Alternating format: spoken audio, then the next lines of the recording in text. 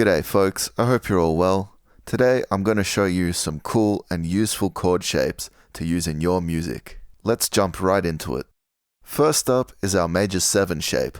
I've marked out on the chord charts how to play this shape across different string sets. We're looking at a G major 7 here, assuming that the bottom note is the root note. If you played this chord over an E in the bass, however, the quality or flavor changes completely to an E minor 9 sound. I'm going to play this chord shape for you now, so you can have a listen and see how it's done in every position.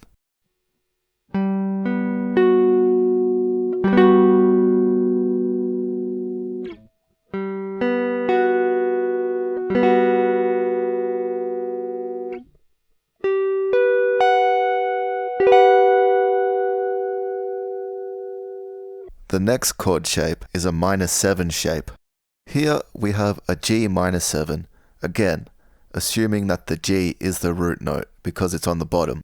And once again, you can change the flavor of this chord depending on what note you have in the bass. If you put a C in the bass underneath this, then the chord becomes a C sus 11.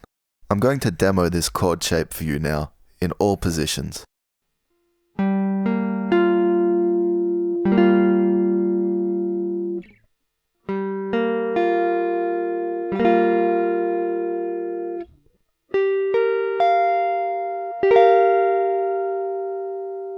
Up next, we have these little guys called cluster chords.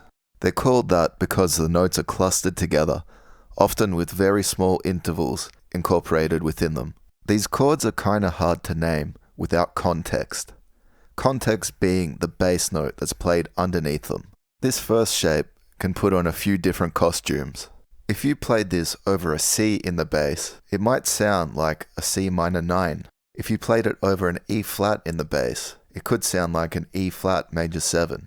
And if you played it over a G, it could be a G minor add flat 6. Those aren't the most accurate ways to name these chords, but I think it's pretty close because of the flavors they give off. Here's a demo of these shapes.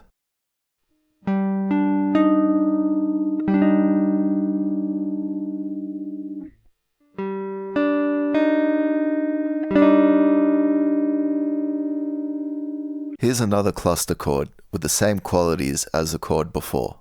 This one's a bit of a stretch, so you have to build up to it. Don't injure yourself. Think of it like bodybuilding or yoga. Here's a demo of how to play this one.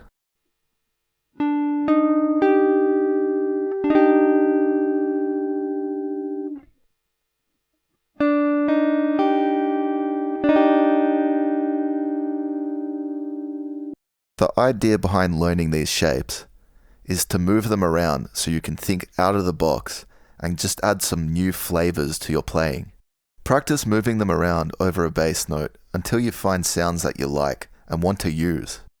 Now I'm going to show you an improvisation where I've used all of these chord shapes around a chord progression in a few different positions and try to squeeze as many flavors as I could out for you to show you how you could go about it.